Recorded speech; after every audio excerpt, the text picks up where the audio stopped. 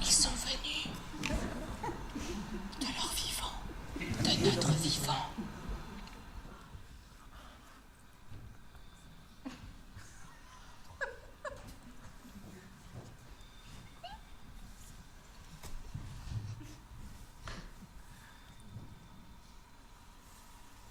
Ils se sont mis en groupe, tout serrés. Il y en a qui se touchent. Intéressant. Qu'est-ce qu'ils font? On dirait qu'ils attendent quelque chose. Ils n'ont pas l'air dangereux. Non, il faut faire attention. Il y en a qui peuvent faire peur.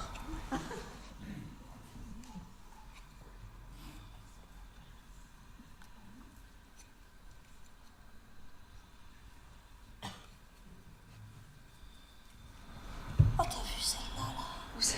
Au milieu, avec du vert. Ah, avec le poil roux. Ouais. Et à côté de celui qui a du gris, tu vois? Oui. C'est troublant. On a envie de les toucher. Intéressant. On a envie de leur donner à manger. Qu'ils soient aux anges. Qu'ils s'en souviennent. Ah. C'est à nous.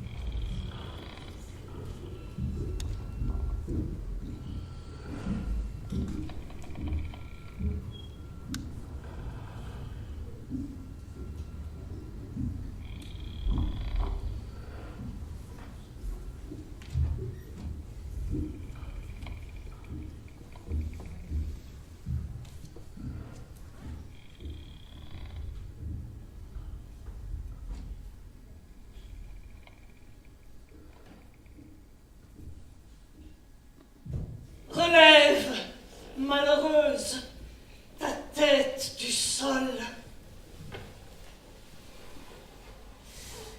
Redresse ton cou. Il n'y a plus de Troie. Nous ne sommes plus reine de Troie. Supporte ce retour de fortune. Abandonne-toi à ton sort. Abandonne-toi au courant. N'oppose pas ta proue à la houle. Suis le cours du destin.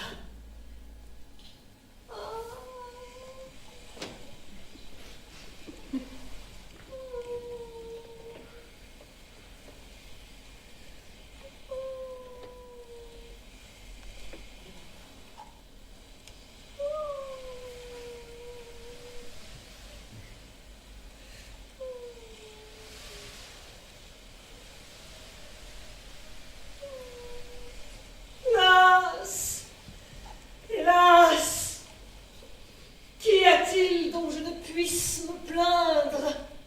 C'en est fait de ma patrie, de mon époux. Ô grand faste déployé par mes aïeux, ce n'était que néant. Que dois-je taire ou ne pas taire?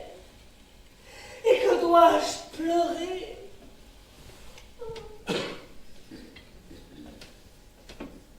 Je suis accablé sous le poids de mes articulations déformées, couché là, à même cette couche dure.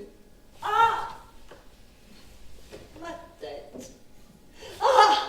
Mes tempes et mes flancs, comme j'ai envie de tourner et retourner le dos sur mon épine dorsale, d'un côté à l'autre au rythme de mes plaintes, pour des complaintes sans fin chargées de larmes. C'est la musique qu'entendent les malheureux quand le malheur impose le silence au cœur. Ah! Oh!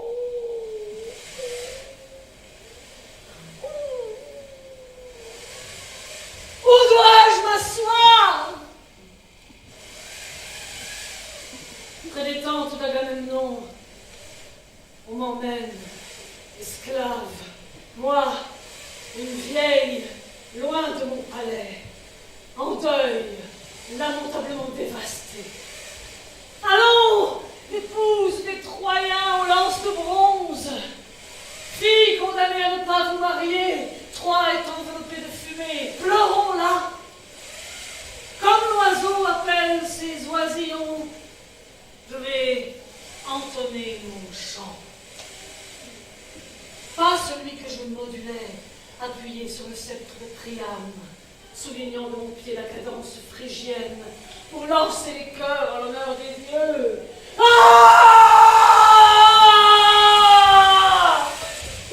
Pourquoi ces cris et cubes? Pourquoi nous appelles-tu? Que veux-tu nous dire? À travers l'étoile des tentes, j'ai entendu les plaintes que tu lançais.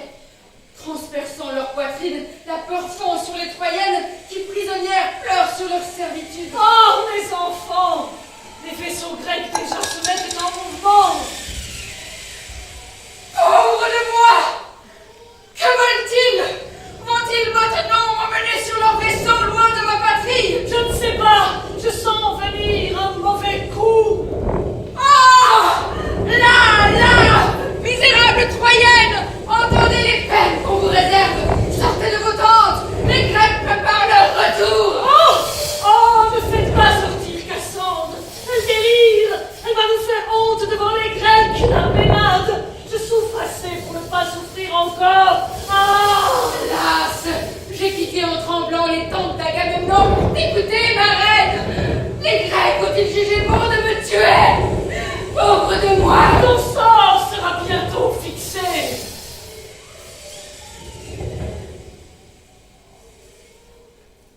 Ça va? Vous entrez dedans? Ils entrent. Je sens que ça vibre. Je sens rien du tout. Si, il ne faut pas s'impatienter, ça prend du temps, la catharsis. Attention!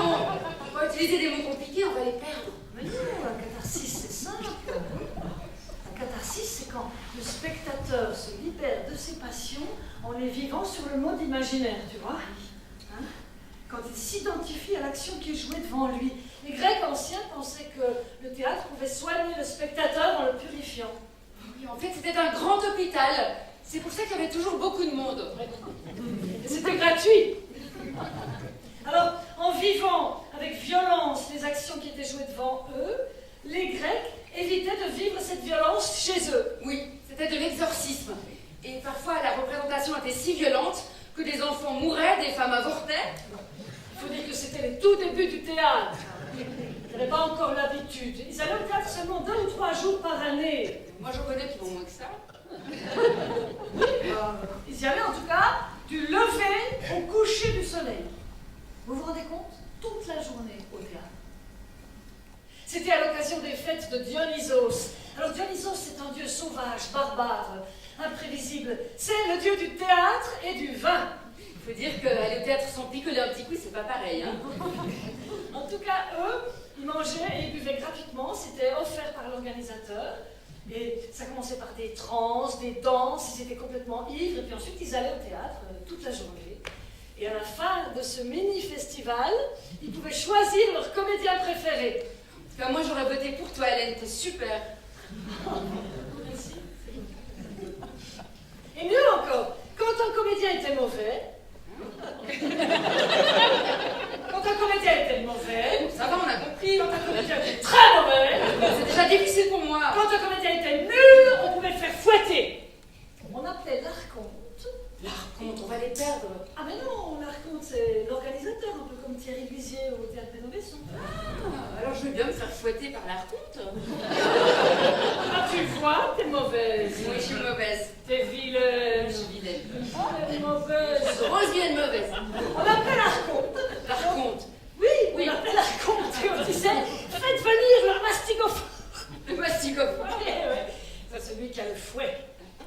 Cher archonte, faites venir le mastigophore pour qu'il puisse fouetter ce deutéragoniste qui dit si mal le dithyrambe. Ça y allait à l'époque, hein. Là, mais on s'est même pas présenté. Monsieur Gérard, lumière. Ah, voilà. Bonsoir. Bonsoir. Donc, je vous présente Hélène. Je suis Sandra. Voici Monsieur Gérard, Monsieur Bernard. Vous êtes le public. Et ce soir, on va vous faire vivre des expériences de spectateurs.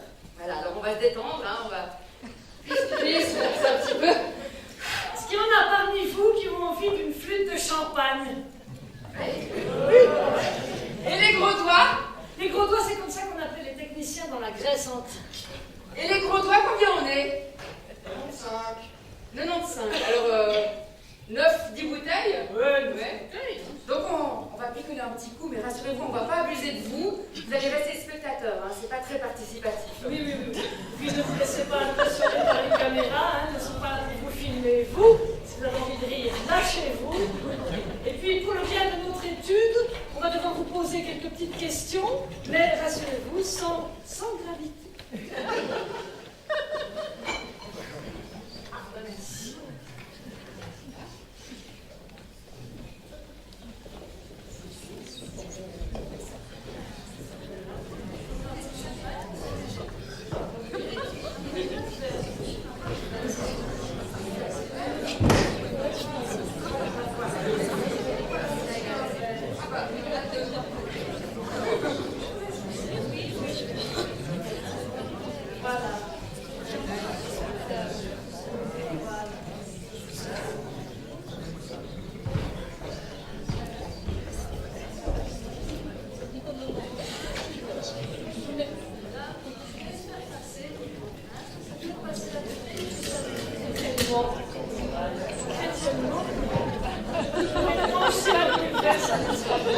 Voilà. Qui es-tu, public aimé? Qui es-tu, spectateur chéri? Alors pour commencer, les femmes, levez la main.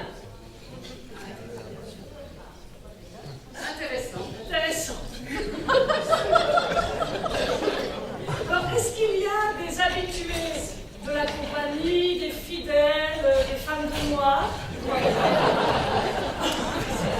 as de la chance, Hélène. Tu as de la chance. Et au contraire, est-ce qu'il y a des gens qui viennent pour la toute première fois au théâtre? Oh, monsieur, ça c'est très touchant. Hein. Il faut vraiment que ça se passe bien. On va faire ça en douceur. On va vous soigner. Et alors au contraire, est-ce qu'il y a des professionnels du théâtre?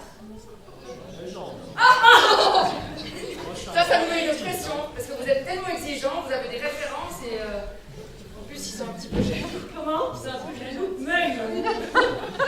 En vrai, c'est des êtres humains comme toi et moi. Puis il y a certainement d'autres professions dans la salle. Par exemple, vous, monsieur, qu'est-ce que vous faites comme métier? Rien, je ne fais plus rien. Je suis retraité, je vous regarde. Magnifique. Extraordinaire. Très beau. Et vous, madame? Moi, je suis bientôt.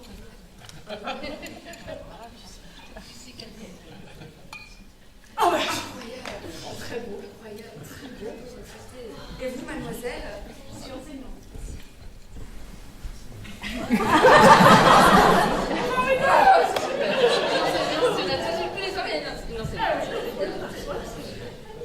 santé. Donc, il y a une question importante qu'on aimerait vous poser pour notre étude, c'est pourquoi vous venez au théâtre? Oui. Pourquoi venez-vous au théâtre? Voir le champagne. Très bonne raison. Vous êtes bien trompé. Comme les Grecs. Oui. Par exemple, pourquoi venez-vous au théâtre? On passe un bon moment. Ah, moi je vous comprends. C'est vrai. Hein, avec la vie que vous menez, ça doit pas toujours être facile. Et la vie et tout, c'est pas facile, je comprends. On a besoin de s'évader. Ben oui. L'exotisme. Ben oui. Oui. Oui, tu le connais? Non, mais t'as vu son look. C'est vrai que là, on vient de passer un moment passablement tragique, hein, avec beaucoup de violence. Ça nous a permis de purger, comme ça. Mais ce serait intéressant de voir ce que ça donne, comme disait monsieur, de venir au théâtre pour se divertir, passer un bon moment. Et donc, ce serait intéressant de voir si la catharsis peut opérer aussi à travers le rire. Ça vous dirait qu'on s'envoie un petit fait d'eau là avec le champagne? Oui. Alors, pour ceux qui ne vont pas souvent au théâtre, un petit fait d'eau, c'est pas un saucisson. C'est une pièce de théâtre de boulevard. Bernard, mon petit, c'est à vous.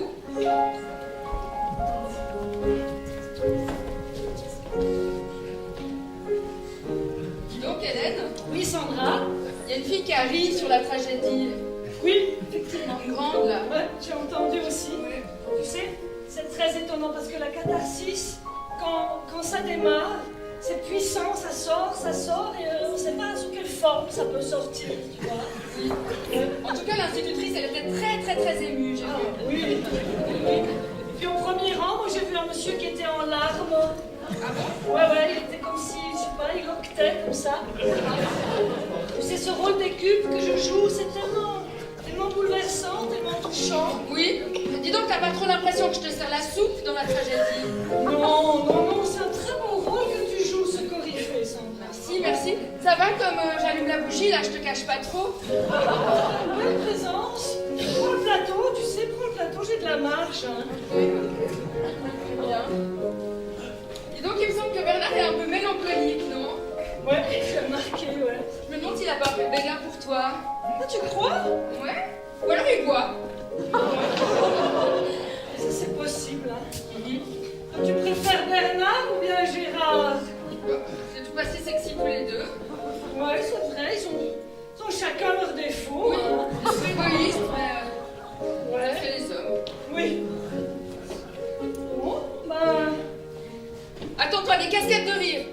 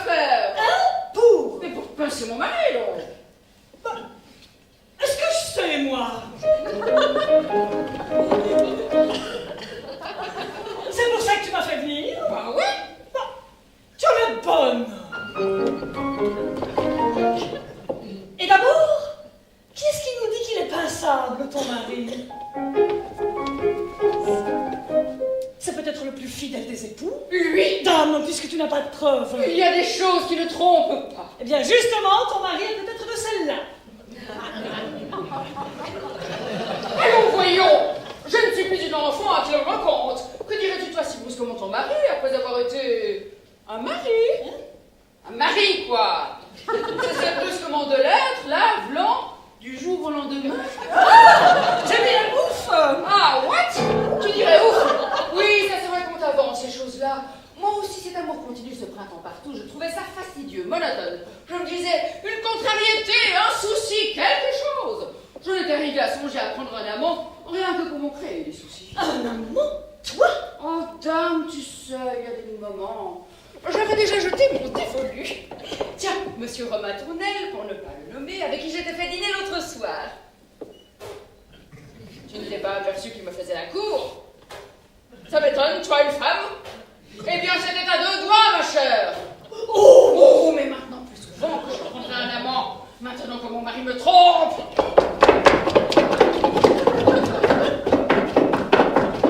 Veux-tu que je te dise? Quoi? Toi, au fond, tu es folle de ton mari. Folle, moi? Eh bien, qu'est-ce que ça te fait? Oh, bah tiens, ça m'agace. Je vais encore bien le tromper, mais qu'il me trompe lui, ah non, ça dépasse. Tu as une morale délicieuse. Moi, je n'ai pas raison. Mais si, seulement voilà. Tout ce que tu m'exposes là ne me prouve rien. Comment? Ne te prouve rien?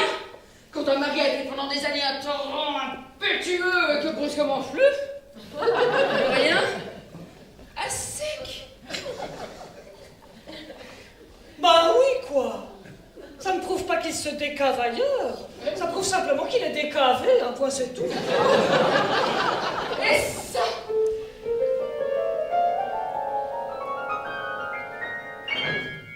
Qu'est-ce que c'est que ça? Des bretelles! C'est ce qui me semblait. Et veux-tu savoir à quelles sont ces bretelles?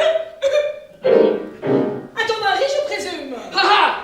Tu vois, tu ne le défends plus autant. Mais non, voyons, je dis ça parce que je suppose que si tu as des bretelles sur toi, elles sont plutôt à ton mari qu'à un autre monsieur. Parfaitement. Eh bien, peux-tu m'expliquer comment il se fait que mon mari les ait reçues par la poste ce matin, ces bretelles? Par la poste? Un colis postal que j'ai ouvert par mégarde en inspectant son courrier.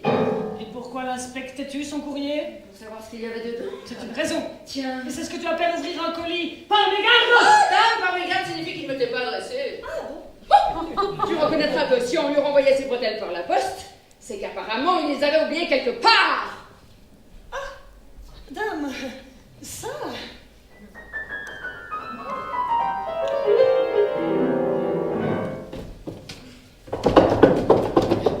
Et veux-tu savoir quel il était ce quelque part? Tu me fais peur. L'hôtel du Minet Galant, ma chère. Qu'est-ce que c'est que ça? Comme son nom l'indique, pas une pension de famille. L'hôtel du Minet Galant?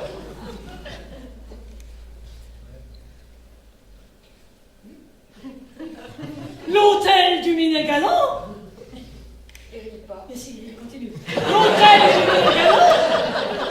Il rit pas, ils n'ont pas de plaisir. Qui? Vous n'avez pas de plaisir? Vous avez pas ri? Non, il a même baillé. Quand t'as compris, quand il est décavé, il a baillé. Oh, c'est la plus drôle, plus de carré. C'est ringard, fait d'eau, c'est terminé, il n'y a pas de Tarsis avec fait Tu d'eau. rigoles, le cocufiage, c'est un thème éminemment contemporain, ça concerne tout le monde. Mais on va faire un sondage. Gérard, lumière. Excusez-moi, hein, mais est-ce qu'il y a des cocus dans la salle? Levez la main. Il y a des cocus, levez la main. Sandra, c'est le vrai cocu, ils vont pas lever la main. Bah alors à l'inverse, peut-être, ça peut aider. Qui a déjà cocufié quelqu'un, levez la main. Il y en a, mais c'est pas joli, joli. Non, mais... Ouais, c'est pas la majorité, quoi. Non, autant pour moi, Sandra, tu as raison. Le boulevard qu'on vient de vous montrer est un petit peu vieillot, hein. On va vous faire un boulevard plus moderne. Mais oui, vous êtes très très jeune. Vous avez besoin de moderne. Vous avez une idée, Bernard? Non. Oh, ben enfin faites un effort, mon petit. Mais la question n'est pas là. Au théâtre ce soir. Au théâtre ce soir. 2 2 minutes. Ça se passe bien, hein, Sandra? Oui, ils sont pas très démonstratifs ce soir. Ah, mais non, ils sont concentrés. Oui, c'est vrai, ils sont présents, ils sont attentifs. Discrets mais attentifs. Oui. En tout cas, t'as vu là les 2 cocus là? Je trouve que c'est courageux quand même, hein? Oui, moi aussi. Moi je pense que C'est une belle preuve de courage, c'est vrai. comme ça, témoigner devant le monde, je pense que ça va beaucoup les aider à assumer ça. Et ils vont sortir transformés. Oui, ça c'est sûr. Hein. C'est l'effet du groupe. Ouais. Je pense que pour la société d'Yverdon aussi, ça va changer que les gens s'expriment comme ça. Ouais. Je me demande s'il y a pas quand même quelques menteurs dans le groupe. Ouais, comme ça. Moi, je connais qui sont cocus qui n'ont pas levé la main. Bon alors Sandra, ce soir, je fais madame, tu fais la bonne. Ah bah non, je vais pas toujours faire la bonne. Pourquoi pas? C'est toujours moi qui fais la bonne et tu peux me laisser une chance une fois, j'aimerais te défendre du texte. Bon. Allez, mais t'as voulu faire Écube, on a fait Écube. Oui, j'ai voulu faire Écube et on a fait Écube, maintenant je fais madame et tu vas faire la bonne. Non, je ne ferai pas la bonne. De toute façon, tu rentres pas dans la robe de madame. Chiche. Arrête, tu vas la craquer, arrête. Attends. Arrête. Plus fort. Inspire. Inspire. Oh, inspire. En tout cas, merci. Je peux respirer, merci. Le costume de la bonne, il te va super bien. Tu trouves? Moi, je flotte dedans. Ouais. Mais il va quand même vraiment bien. Ouais. En tout cas, j'ai l'impression qu'ils vont en pisser aux culottes.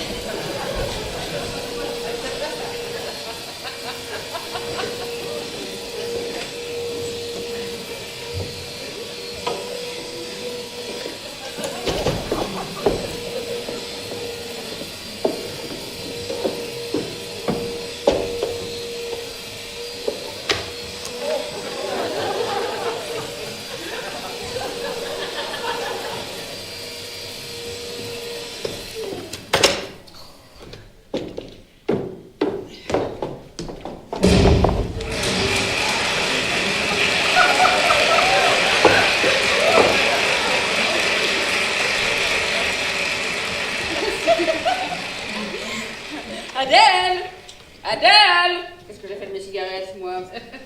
Adèle! Adèle! Adèle! Adèle! Adèle! Adèle! Ah, Adèle! Qu'est-ce que c'est que ce déménagement, enfin, là? En arrivant, je me suis pris les pieds dans le tuyau, c'est un miracle, je me suis pas cassé les reins. Mais justement, madame. Bon, alors, embarrassez-moi tout ça. Hein? Voilà. C'est ça. Comme je voyais pas madame revenir, j'ai mis le chou-fleur au gratin. Je n'ai pas votre drôle de double vue, mais je l'avais remarqué. Ah! Le téléphone, madame. Téléphone. On demande madame au téléphone. Téléphone. On demande madame au téléphone. Mais qu'est-ce qu'on raconte? On demande madame au téléphone. Mon enfant, je m'entends la vie. On demande madame au téléphone. Ah, mais je vous dis que j'en ai rien. On demande madame au téléphone. Mais non. On demande madame au téléphone. Mais qu'est-ce que vous racontez pendant toute la sonnerie, enfin? Ça va sonner, madame. Ça sonne.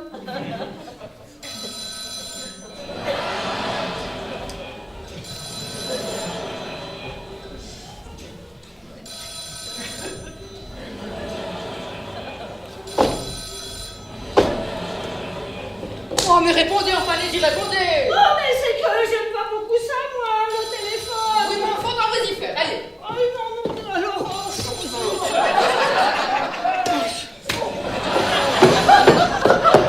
Bohémienne, gypsy.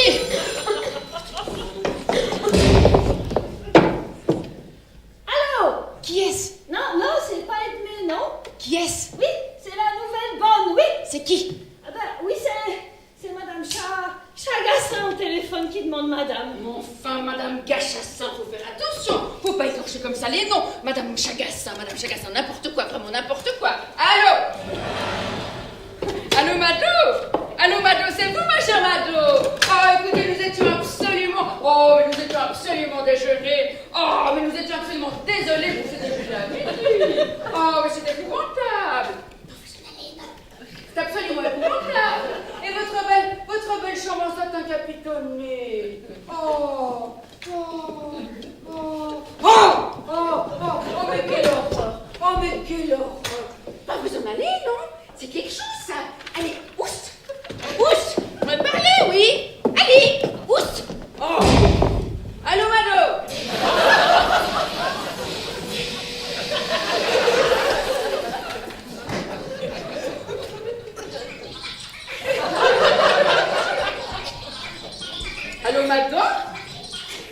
Ce soir chez Maxime? C'est entendu. Oh, mais c'est tellement gentil à vous, ma chère Mado. C'est ça, au revoir, Mado. Au revoir, Mado. Au revoir, Mado. Au revoir, Mado. Au revoir, Mado.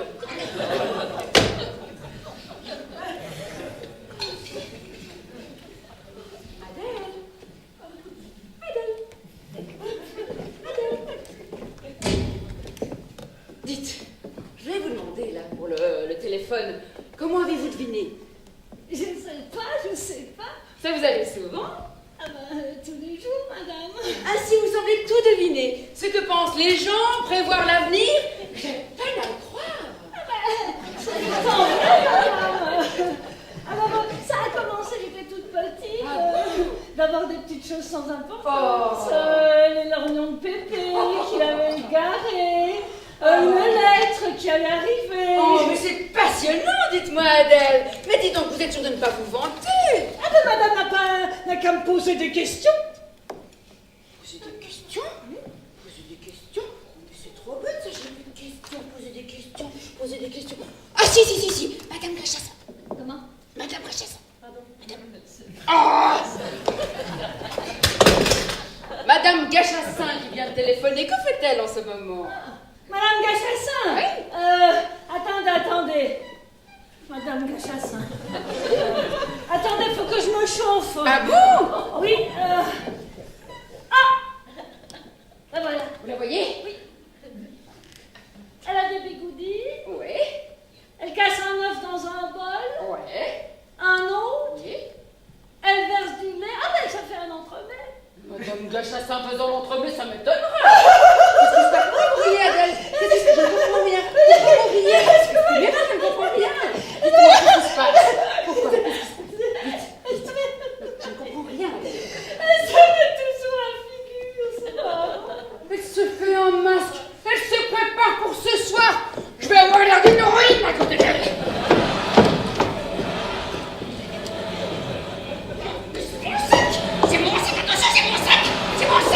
C'est mon sac. Madame est contente de moi.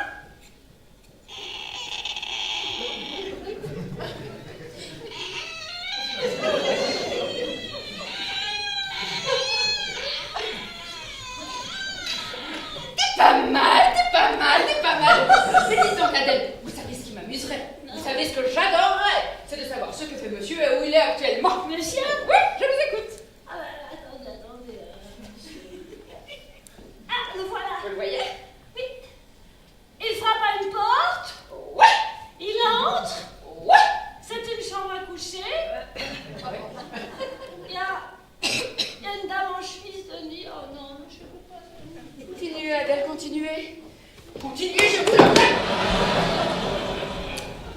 On dirait qu'ils s'embrassent, madame. Ils s'embrassent. Ils s'embrassent. Oh, mais quelle horreur. Oh, mais quelle horreur. Après 25 ans de mariage. Oh, les hommes sont vraiment tous des cochons. Non, mais j'ai pu me tromper, madame. N'essayez pas de vous rattraper, Adèle, n'essayez pas de vous rattraper. Et moi qui prenais ça comme un jeu, n'essayez pas de vous rattraper. Mais dites donc, Adèle, vous êtes sûre que c'est pas votre fiancé que vous avez? Hein? Oui. Ah non alors. Oh non mais mon fiancé, non mais dites Oui, donc, mais ça ça va pour pas me prendre pour, hein. Mais je sais très bien que c'était pas mon fiancé, Oui, non mais mon Antoine. Me faire ça à moi, à midi moins le quart. La ferme. Pétroleuse, oui, une fille des barrières. On va gérer le plaindre au syndicat? La schlag. Eh bien oui! La schlag.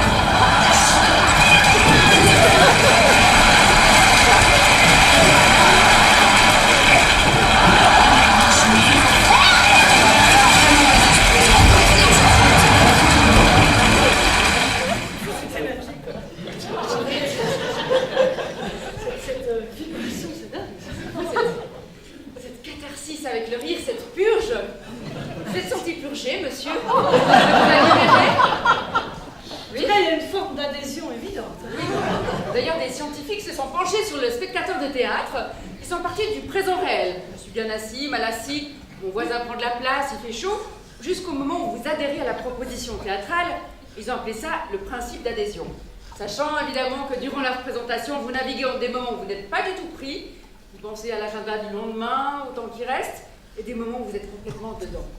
Eh bien, chose incroyable, au moment où vous adhérez à la proposition, votre rythme cardiaque devient complètement stable. Comme au yoga. Exactement. Donc tous ceux qui souffrent d'arythmie, de tachycardie, devraient venir au théâtre. Parlez-en à vos amis cardiaques. Ben oui, une fois de plus, le théâtre est prophylactique. Lactique, c'est ça. Et ils sont aussi intéressés donc au cerveau du spectateur. Comment je pourrais vous montrer ça? Il me faudrait un cerveau. Est-ce qu'il y a un cerveau dans la salle? Gérard, vous pouvez venir s'il vous plaît? Gérard? Non, rien, on va se débrouiller, merci. Hélène, tu es gentille, est-ce que tu peux ouvrir la boîte crânienne? Ah ben volontiers, Sandra. Voilà. Donc, voici notre cerveau. Donc, durant la représentation, pendant que vous adhérez, 3 zones sont impliquées. La première zone, c'est le cortex singulaire postérieur qui se trouve sur la partie médiane. C'est la zone de la conscience de soi et de l'autre, celle qui trouve que la chaise est trop dure, celle qui a conscience qu'elle est en train de regarder une pièce de théâtre. La deuxième zone qui s'active, c'est le précuneus qui se trouve à l'avant du crâne. C'est la zone qui s'active quand vous vous identifiez à la proposition, quand vous faites des liens avec votre propre histoire. En fait, on est touché par ce qu'on reconnaît, et c'est là que démarre l'adhésion. La troisième partie, c'est le cortex singulaire antérieur qui se trouve à l'arrière du crâne, ici Hélène. C'est la zone du repos de l'accueil du spectateur. Eh bien, chose complètement incroyable, au moment où vous adhérez à la proposition, les 2 premières parties, la conscience de soi, de l'autre, celle qui fait des références à votre propre histoire, s'éteignent et ne reste allumée que la zone du repos, ou aussi dit état hypnotique ou d'anesthésie. Oui, c'est incroyable. Quand on est au bout du processus d'adhésion, on est dans l'oubli de soi. Exactement, on est comme sous propofol, anesthésié, et c'est ça qui rend la chose agréable. Ah oui, on n'a aucune douleur, ni physique ni morale. Mais une fois de plus, le théâtre est thérapeutique. Sortir de son petit moi pour accéder à une conscience plus élargie du monde, t'es pas beau? Oh, mais c'est beau, Sandra, je vais te laisser ranger le cerveau dans sa boîte crânienne. Et moi, je vais vous proposer de faire très concrètement et très scientifiquement l'expérience de cette adhésion. Alors, Bernard, notre machinot, va s'approcher de l'un d'entre vous, par exemple vous, monsieur. Rassurez-vous, ça ne fait pas mal. Il va simplement poser sur vous un petit micro, vous voyez là, qui va nous permettre d'entendre les battements de votre cœur en direct. Alors pendant ce temps-là, Sandra et moi, nous allons vous faire une autre proposition théâtrale un peu plus profonde, du théâtre nordique. Et si les battements du cœur de monsieur se stabilisent, ça signifiera que nous aurons assisté en direct à son adhésion. Quelle chance! On vous laisse avec le docteur Bernard.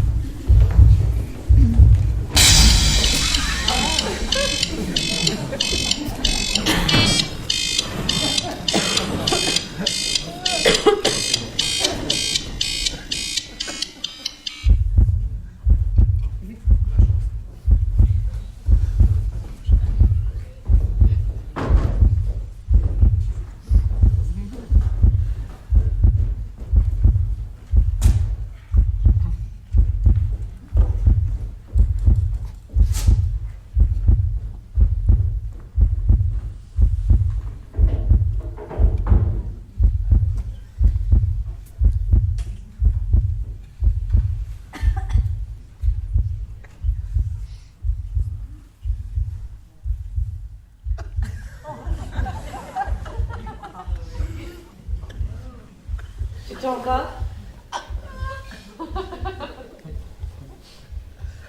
Ya.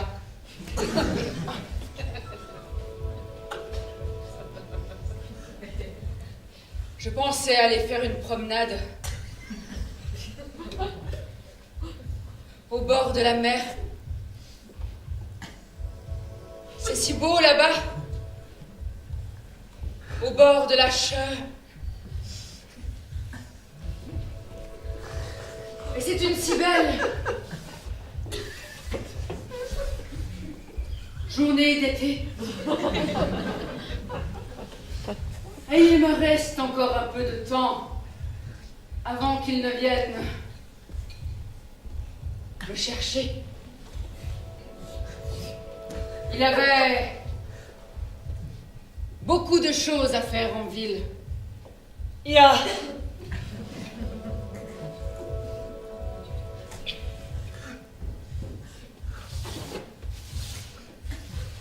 Tu m'accompagnes? ik. Je crois que je vais rester un peu à la russe. Tu vas encore rester là et regarder par la fenêtre? Tu ne t'en lasseras jamais.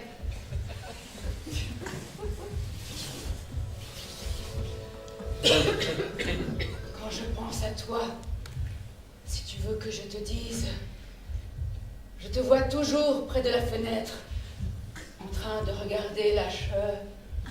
Ja, ça m'arrive souvent. Ja, c'est vrai.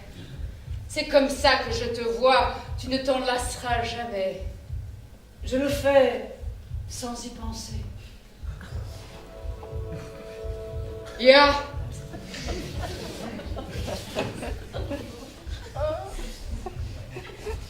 Et j'étais là.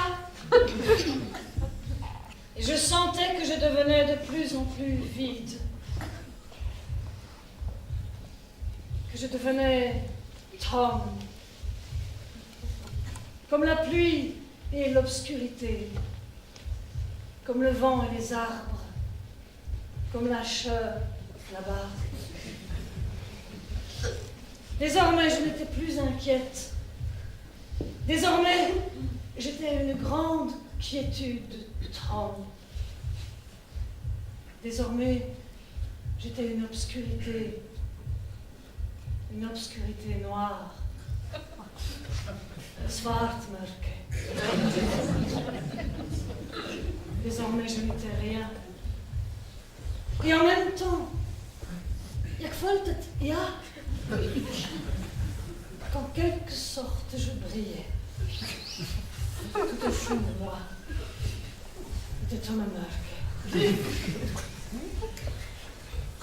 Ik voelde dat de Tommenmörke schinte.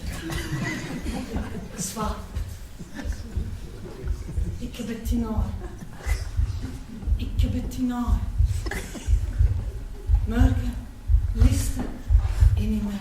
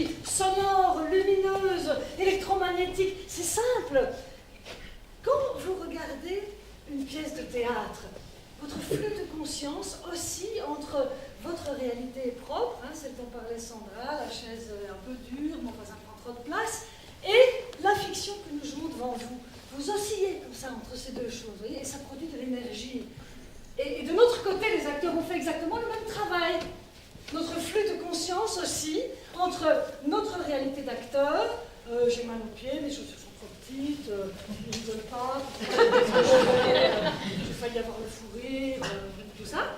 Et puis, le personnage de fiction que je joue devant vous. Donc moi aussi je oscille. Ces deux énergies se croisent et s'échangent. Et c'est ce partage d'énergie qui rend possible la fiction théâtrale. Oui, en fait, c'est un petit peu comme au tennis. Hein. Si vous jouez avec un plouc, vous devenez mauvais.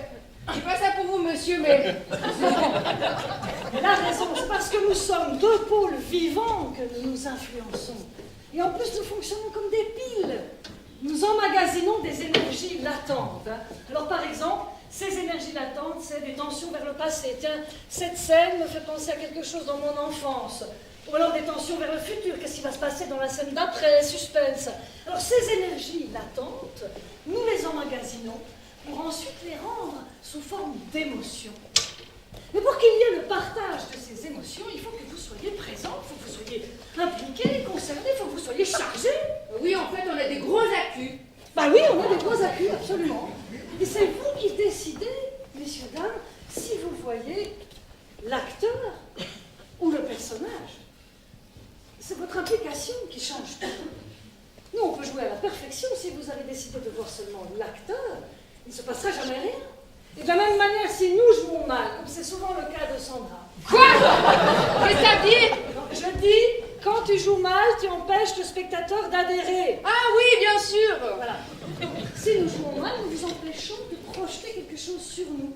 Mais, si ici ça se passe bien, et si en plus vous décidez de voir le personnage, alors vous vous mettez à créer avec nous une autre réalité. Oui, en fait, vous devenez co-créateur. Alors, on va faire une expérience avec le théâtre contemporain. Parce que dans le théâtre contemporain, vous ne pouvez plus être un spectateur consommateur, comme devant la télévision, non. Parce que dans le théâtre contemporain, il n'y a pas forcément de narration, pas forcément de personnages. Nous, on joue qu'on ne joue pas qu'on joue, et c'est donc vous qui allez écrire le spectacle avec le plateau. Elle ne vous tombe pas dans le bec tout cuit. Ouais, donc, ça va vous faire un bon exercice. Est-ce qu'il y a des gens qui ont déjà vu un spectacle contemporain et qui aimeraient témoigner ce soir? Personne? D'accord. Donc nous, le Work in Progress qu'on va vous présenter s'intitule « J'irai acheter ma montre chez Aldi parce qu'elle file moins ». GG, Nana? Merci.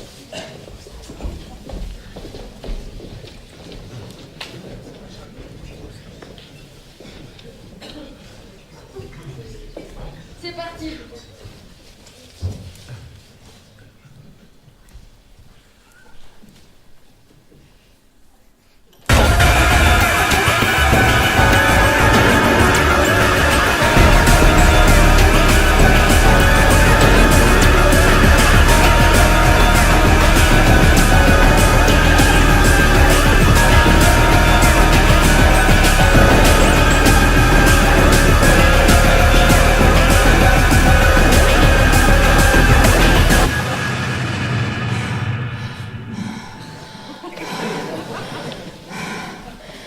Salut,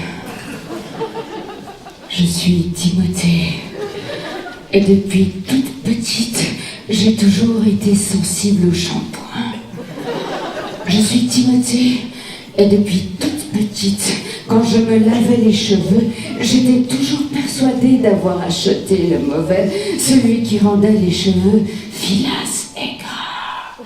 Je suis Timothée et depuis toute petite, je vidais mon shampoing dans le cartable plein de bonnes notes de mon frère et maman m'en rachetait. À chaque fois, j'en essayais un nouveau. À chaque fois, j'avais les cheveux filasses et gras. Je suis Gloria Belfrachard et ma tête pleurait. Et papa me reniflait et il me disait de venir dans sa chambre pour me consoler et il fermait la porte à clé.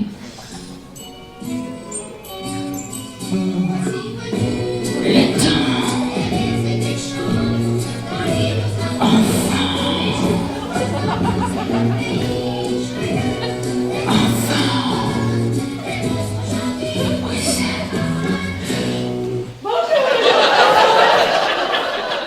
Ça va?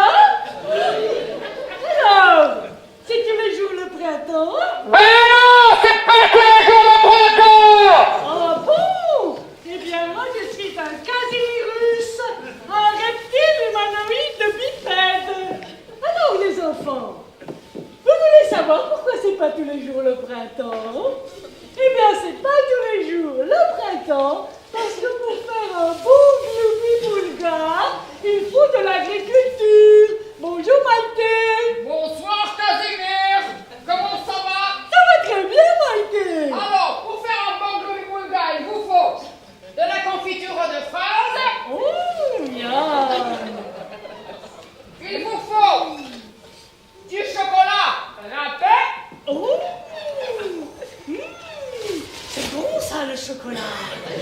Vous aimez le chocolat, les enfants?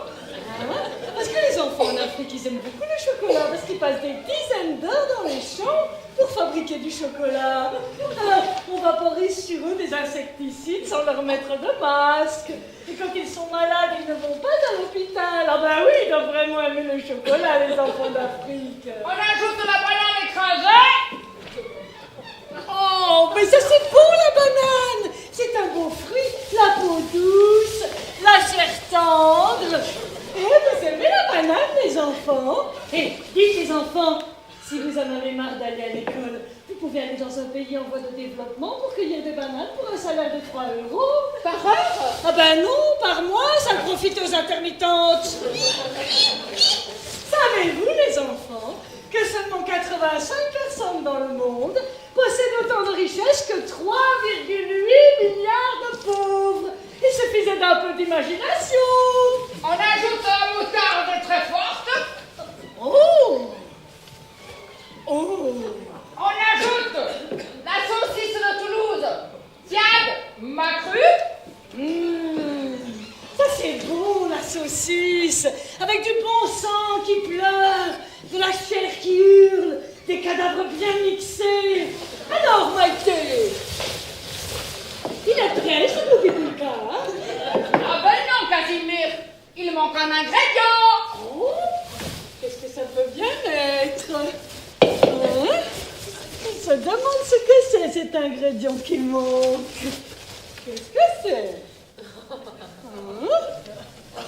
Oh! Ça peut bien être. Ça alors? C'est bizarre. Normalement, Sandra fait pipi sur le boubibouga. Je ne sais pas, elle est tendue. Qu'est-ce qu'il y a, Sandra? Regarde, ils sont souriants. Ils sont avec toi. Ils coqueraient. Quand je me sens jugée, j'ai l'impression qu'ils me jugent. J'arrive pas. Mais non, Sandra, enfin, ils sont pas idiots, ils ont bien compris le message politique. Ils ont bien compris que tu faisais pipi sur les enfants maltraités en Afrique. Ils ont compris que tu faisais pipi sur la société de consommation, n'est-ce pas? Vous avez compris. Ils sont bouleversés, et quand ils vont rentrer chez eux, ils vont voter autrement. Mais n'importe quoi. De toute façon, il n'y a que des gens de gauche qui vont au théâtre. Qu'est-ce que t'en sais? Attends. Gérard Lumière. Alors, est-ce qu'il y a des gens de droite? Levez la main. Je suis droitier, oui. Un, deux. Peut-être qu'il y en a. C'est gênant comme question, tu peux pas poser des questions. Alors, on va tous fermer les yeux, hein. Michel, on ferme les yeux, allez, on joue le jeu. Maintenant, qui est de droite? Levez la main.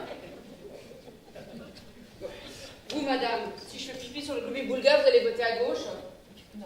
Ben voilà, ça sert à rien. C'est des questions un peu intimes, c'est comme si tu demandais à un monsieur combien il gagne, vous gagnez combien? Tu vois, ça gêne. Non, mais on s'égare, on s'égare. Ce qu'on voulait vous dire, c'est que pour adhérer, vous devez lâcher le jugement. Oui, absolument. Et là, on voit que le jugement chez vous est encore un peu présent. Alors, on va vous proposer un exercice d'abandon du jugement. Oui.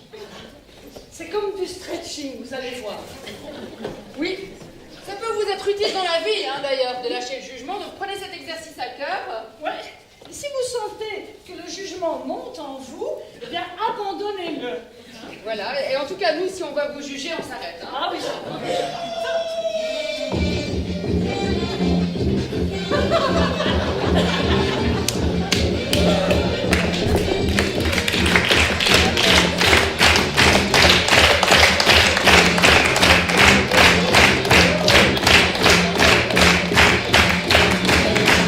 bonjour, monsieur le garagiste. Ouais. Je viens pour ma Mini. Vous voyez la petite soupette au beurre qui est garée derrière le gros 4x4 là-bas? Ouais, je sais pas si elle est prête. Pablo, il est prêt le petit Tampax rouge. Oh, Berthe. Qu'est-ce qu'il y a? C'est le fioul qui vous indispose. Mais non, mais pas rouge, au beurre. C'est ça, au burn. Va vous brûler avec. Qu'est-ce qu'elle a? C'est de la chiotte. C'est bon pour les tapettes qui roulent en vélib, c'est minute. Ah, mais moi je ne suis pas, je ne roule pas en vélib. Vous plaisantez, j'espère, ma Mini de la chiotte. Elle monte de 0 à 100 en 6 secondes. Elle a des jantes en aluminium Cosmos Spoke. Elle a un très joli intérieur pied de poule, customisé Gucci. Gucci, goût de fiotte, ouais. Moi je ne suis pas, je n'ai pas de goût. Ouais, ben les règles. Mais qu'est-ce qu'elle a? Oh. C'est la direction, Mais non. les cardons, Ouais. les essuie-glaces, le pare-brise, Mais non. le volant, Ouais. les pédales. Mais non, c'est une voiture. Hein? Voiture. Putain de voiture électronique. chercher. Nous, les mécanos, on fait plus de la mécanique, on fait de l'informatique. Il n'y a plus rien qui va dans ce foutu monde. Bientôt, il faudra faire les PFL pour changer un peu d'eux. Mais c'est quoi son problème, concrètement? Mais c'est voiture, je vous dis! Quand une voiture est foutue, il y a tout qui est foutu. On peut plus pénétrer dans le véhicule, vous comprenez? Quand une voiture est foutue, dites, vous savez la différence qu'il y a entre une gonzesse et une voiture? Non, je ne crois pas. Aucune! Quand ça gèle, il n'y a plus personne qui rentre. Et alors, est-ce que je dois changer de modèle? Bon, ben, si jamais j'ai une occasion. Où ça? Ça. La grosse baise? Ouais, le nickel, il est tout poliché, il est comme neuf. Ouais, mais elle est gigantesque et en plus l'intérieur est saumon, ça va pas du tout avec la carrosserie baise. Bon, ben, si jamais on a des housses. Ah, vous avez des housses? Ouais, des épreuves aussi, mais dire. Ah bah c'est chouette, j'adore le sky. Bon, ben, l'affaire est dans le sac. Dites, vous savez la différence qu'il y a entre un saumon et un homard? Non, je ne pense pas. Non. Hein? Aucune! Tous deux remontent par derrière! Ah.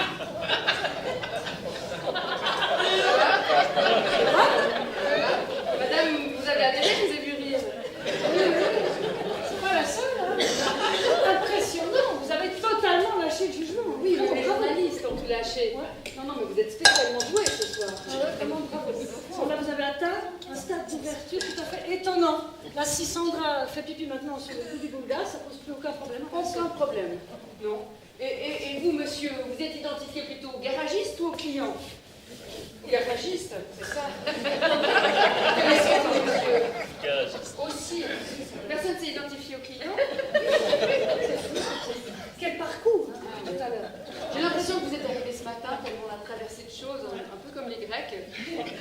Un sacré parcours. Il est 8 heures. La chaise est trop dure. Mon voisin prend trop de place. Ah, ça commence.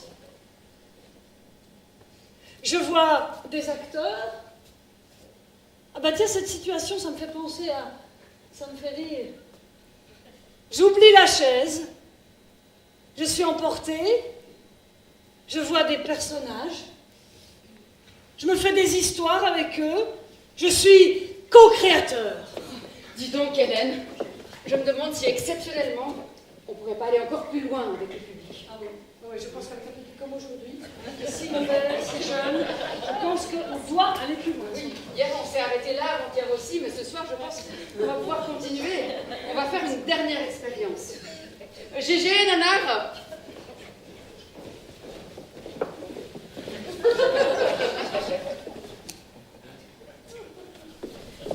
Je vous ai mis encore un petit peu de champagne pour vous mettre en condition pour la dernière expérience.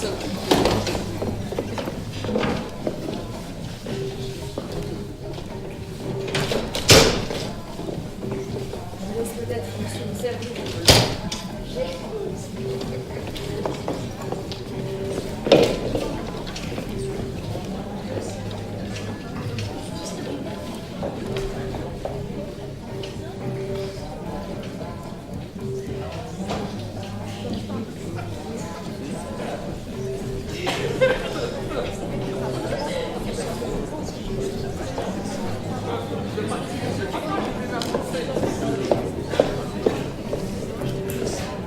Donc voilà, pour cette dernière expérience exceptionnelle, on va vous montrer plusieurs fois la même scénette et vous allez être attentif à l'histoire que ça vous raconte.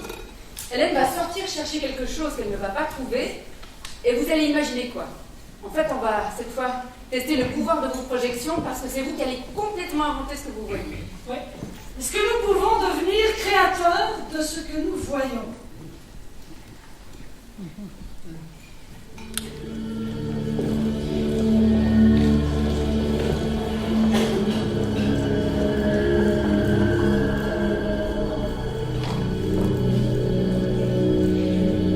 Bonjour. Bonjour.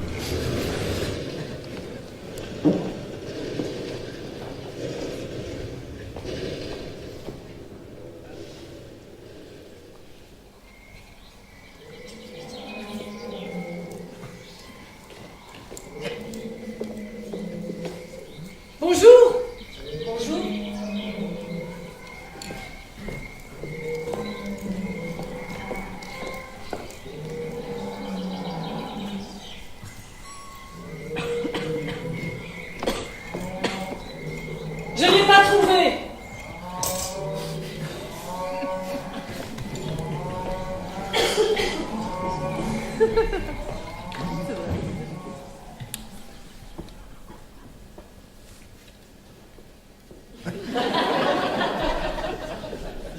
Alors, qu'est-ce qu'elle n'a pas trouvé d'après vous? Oui. La casserole. La casserole. Oui. La friteuse. La friteuse. Oui. Son petit copain. Son petit copain. Oui. Madame. Rien de précis.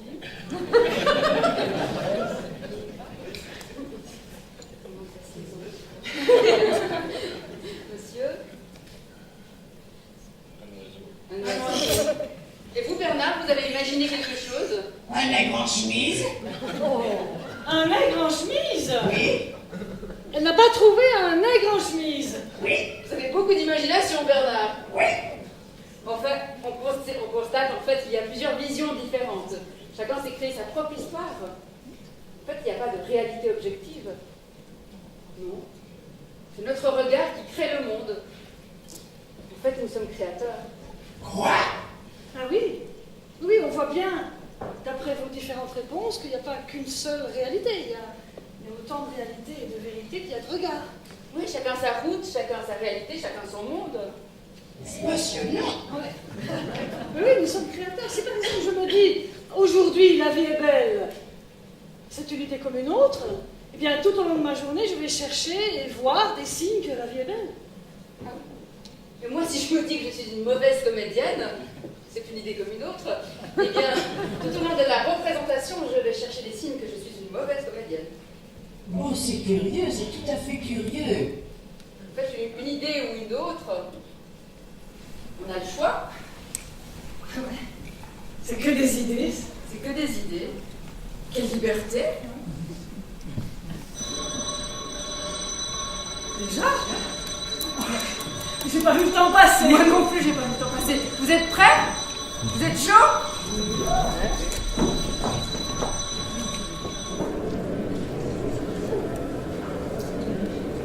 Presque plein. Oui.